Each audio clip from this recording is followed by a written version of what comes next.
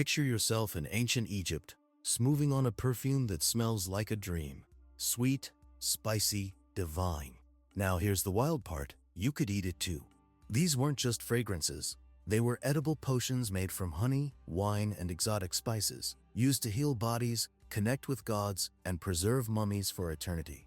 Why did Egyptians create scents you could taste? Stick with History Lighten to uncover why these bizarre perfumes were the key to their world. It's a story you won't believe. Let's dive into one of ancient Egypt's strangest inventions. Perfumes you could actually eat. Imagine a scent you could wear, smell, and taste. Pretty wild, right? These fragrances were central to Egyptian life, used in sacred temple rituals, to cure ailments, and to prepare bodies for the afterlife. We'll explore the 3 big reasons Egyptians made their perfumes edible, and how these scents shaped a civilization obsessed with beauty, health, and eternity. Plus, we'll share a simple recipe for their most famous blend you can try at home. Let's make history. Smell amazing. Let's step into ancient Egypt, around 3000 BC, where the Nile River sparkles like a ribbon of life through the desert. Towering pyramids are being built, temples buzz with priests chanting, and markets overflow with colorful spices and shimmering oils. In this world, smells are just nice. They're everything. Egyptians believed good scents were like a hotline to the gods, pleasing deities like Ra and Isis, while bad odors invited sickness or evil spirits. Perfumes were everywhere, rubbed on skin to shine in the sun, burned as incense to fill temples with holy smoke, or even chewed like your favorite gum. But here's the kicker. Many of these perfumes were made from stuff you'd find in a kitchen: honey, raisins, wine, cinnamon, juniper berries, and special tree resins like frankincense and myrrh. Imagine a perfume like a smoothie you could wear. Sweet honey, tangy wine, and a kick of spices, all blended into something you could smell, taste, or rub on. Why make them edible? For Egyptians, food, medicine, and fragrance were not separate. They were one big package deal. These scents did it all. They fed your body, purified your soul, and made sure you smelled good enough for the afterlife. Pharaohs and farmers alike treasured these scents, blending them into every part of daily life. Making these perfumes was a sacred job, handled by priests in temple workshops called the House of Life. They used fancy ingredients shipped from far-off places like Punt, think modern-day Somalia, or even Southeast Asia, which was like the ancient world's version of an international Amazon order. These blends were so valuable, they were worth more than gold. Even Cleopatra, the ultimate queen of style, was obsessed with perfumes, drenching her palace in rose and lotus scents to charm everyone around her, from servants to Caesar himself. Stories say her scented sails could be smelled from miles away, luring allies before she even stepped off her ship. This love for fragrance wasn't just about looking good. It was about survival, spirituality, and showing off your status. So, why were these perfumes edible?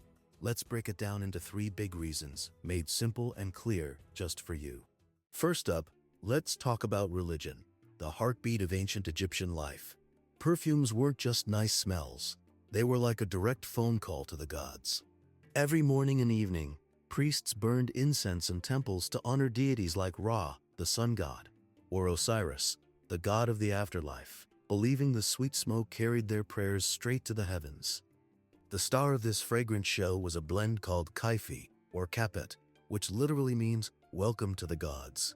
Kaifi was the Swiss Army knife of perfumes. You could burn it as incense, wear it as a scent, or, get this, eat it like a sacred snack.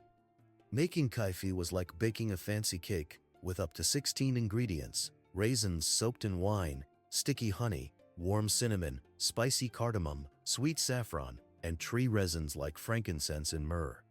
Priests mixed these into little pellets you could burn, chew, or dissolve in a cup of wine.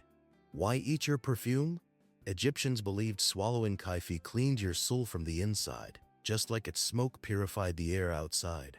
It was like a spiritual reset button. A Greek historian named Plutarch said drinking Kaifi with wine could calm your worries and spark vivid, almost magical dreams, like something out of a fantasy movie. Temples went all out, stockpiling ingredients like crazy. Records show one temple got 57 jars of honey and 200 pounds of myrrh just for rituals. During big festivals, priests would burn so much kaifi that entire cities smelled like a spicy sweet cloud, making everyone feel closer to the gods. Picture this: priests chanting, smoke swirling, and nobles chewing kaifi pellets to get that divine vibe. It wasn't just an offering to the gods, it was a gift for the living too, connecting everyone in a fragrant, sacred moment. How cool is that? Let us know in the comments if you'd try a sacred snack like kaifi. Next, let's talk about health, because in ancient Egypt, perfumes were like the ultimate medicine cabinet. Egyptians didn't see a difference between smelling good and feeling good. Perfumes were their go-to for staying healthy. Remember kaifi? It wasn't just for the gods. Priests prescribed it like a doctor writing a script. Got a snake bite? Feeling wheezy? Kaifi to the rescue. You could dissolve it in wine, eat it like a lozenge, or chew it for minty fresh breath. Thanks to germ-fighting ingredients like cinnamon and myrrh, Egyptians were all about multitasking scents. They chewed frankincense like gum to keep teeth clean, sipped scented wines to boost energy, or rubbed honey-based perfumes on their skin to fight infections. Why use edible stuff? They believed good smells chased away bad airs that caused diseases, kind of like how we avoid germs today. But here's the cool part: these ingredients actually worked. Honey was like nature's antibiotic, killing bacteria. Juniper berries helped with tummy troubles. Myrrh was great for swelling or sore throats. One famous perfume, called Mendesian, mixed myrrh, cassia, and wine. You could rub it on a cut or drink it as a health tonic, like a fancy energy drink. This was science and superstition teaming up. Noble women used lotus-scented oils to ease childbirth pains, like a natural painkiller, while soldiers slapped on balms to patch up battle wounds. Perfumes were like a one-stop shop. You could wear them, eat them, or breathe them in, making them a must-have for everyone, from pharaohs to farmers. Imagine having a perfume that's also your medicine and your breath mint. That's next-level smart. What do you think? Would you swap your vitamins for a scented potion? Share your thoughts below. Finally, let's get to the afterlife, ancient Egypt's biggest obsession. Perfumes were the secret sauce for making sure you lived forever, or at least your body did. When Egyptians mummified someone, they didn't just wrap them up. They used perfumes to keep bodies fresh and smelling heavenly. These weren't random scents. They used edible ingredients like honey, yogurt, dates, carob juice, and spices like cinnamon or cassia. Embalmers would soak bodies in wine or beer, stuff noses with peppercorns for that extra zing, or even slip onion skins under eyelids to keep things fresh. Why use food? These ingredients were like nature's preservatives. Honey and wine stopped bacteria in their tracks, while cinnamon and myrrh slowed down rot. But it wasn't just about science. Egyptians believed your soul needed a nice-smelling home to return to in the afterlife. Bad smells? That's a demon magnet. Sweet scents? Those pleased the gods and kept your soul safe.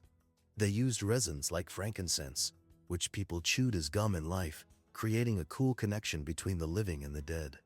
This was super resourceful. Egyptians sailed to far-off lands like Punt, modern-day Somalia, to get myrrh, or traded with Asia for cassia, using these ingredients to stay healthy in life and preserved in death. Here's the wild part. Some mummies today, thousands of years later, still smell woody, spicy, and sweet. Not gross at all. That's the power of these edible perfumes. Want to try a piece of this history? A surviving kaifi recipe calls for 10 parts honey, 2 parts wine, and a pinch of myrrh. You could whip it up at home, just maybe don't use it for mummification. What's the coolest afterlife trick you've heard about? Drop it in the comments. So, why did ancient Egyptians make perfumes you could eat? They were sacred gifts to the gods, powerful medicines for the body, and key to a sweet-smelling afterlife. Scents that tied together faith, health, and forever. These edible perfumes show us a world where food, fragrance, and spirituality were one big, brilliant idea. These clever scents reveal a civilization that turned everyday ingredients into extraordinary solutions. On History Lightened, we love making these stories clear and exciting, and we hope you're as amazed as we are. What's the wildest thing you learned about Egypt's tasty perfumes? Share it in the comments below. We read everyone. If this fragrant adventure opened your eyes, give us a like, Hit that subscribe button and ring the bell for more history made simple every week. Thanks for joining us on History Lightened. Let's keep exploring the past together.